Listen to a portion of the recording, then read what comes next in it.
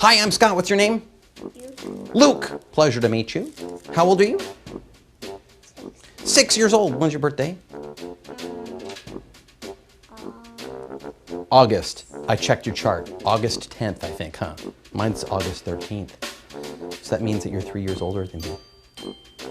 No. Hey, check this out. I'm going to show you a magic trick. You know what this is? Harry Potter's magic hat. Have you seen Harry Potter? Yeah, Harry Potter has a cloak of invisibility. That means he can walk around Hogwarts, that's the school for the wizards, without anyone seeing him. He's totally invisible. But I discovered his hat works the same way. If I take his hat and I place it in my hand like this, it disappears, but it ends up in your ear, just like that. Whoa! You want to see it again? Cool. All right, look. Take his hat, place it in my hand like so, it disappears, and it ends up in your, Wait, turn your head just a little bit here. Oh, you know what? It went deeper this time. Hold on a second. Let me see. Oh, wrong ear. Let me see this ear. Here, see. No. Stick out your tongue and go, ah. Stick out your tongue for me. Stick your tongue, ah. Perfect. There it is. Right there. That's a gift for you. Thanks for helping me out. So I have Dr. Ramirez and Dr. Camilata with me right now, and we're going to go ahead and teach them, and you can kind of sneak in and watch what we're doing as well. The first trick that I'm going to teach you is the 45-second ear, nose, throat exam, and it uses the speculum from a otoscope. Instead of calling it a speculum, I call it a finger hat, or in this case, we're calling it Harry Potter's magic hat.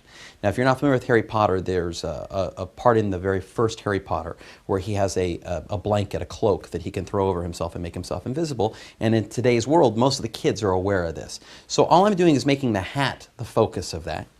If I place the hat in my hand like this, it looks like it disappears. In all reality, Luke, it was over here the whole time. Okay, here's how it works. It's very, very simple. In magic, we call this a thimble move. It's one of the very first magic moves that any magician learns. What I'm doing is I'm going to make an OK sign here instead of a closed fist. Even though it looks like a closed fist, it's actually open quite a bit here. So what I'm going to do is I'm going to take the speculum, place it into my hand, and I'm actually going around my thumb like this and grabbing it off like so. Okay? It looks more difficult than it really is. In fact, the most difficult part of this is I'm using a Welch Allen speculum here. And you're probably familiar with the disposable ones. It has a little nib inside there. Now I've discovered that if I take the fleshy part of my finger and I take the nib and place it to the fleshy part of my finger, it'll actually stick. Believe it or not, the most difficult part of this trick is to get the speculum to stick on your finger. Because you'll find your finger's fatter than the opening, okay? So now, once I do that, once again, I'm going around the thumb. Now, the first time I touch my patient's ear, the outer part of their ear.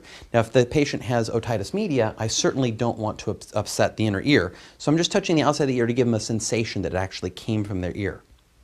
Now, like Pavlov's dog, I've just set the patient up. They believe that it's going to come from the ear again. So I do it again, the exact same way. Okay? But this time, I just hold on to the speculum in my hand. I act as if I can't find it. Now, this gives me the motivation to do my exam. So in this case, I've taken all the otoscope in the office and I've already placed a speculum on the otoscope. Typically, you'd have them and obtain your disposable speculum there and put it on when you do the exam. Just put the speculum on before you do the exam, before you enter the room. Now, you simply take the speculum out and do your exam, okay? Look in one ear, the next ear, if you want to look at the nose, the mouth, whatever. The revelation, the fact that you just found it here on the otoscope makes it a complete circle. Now, if the child's over 3 years old, I'm not worried about choking, you can give that away as a giveaway.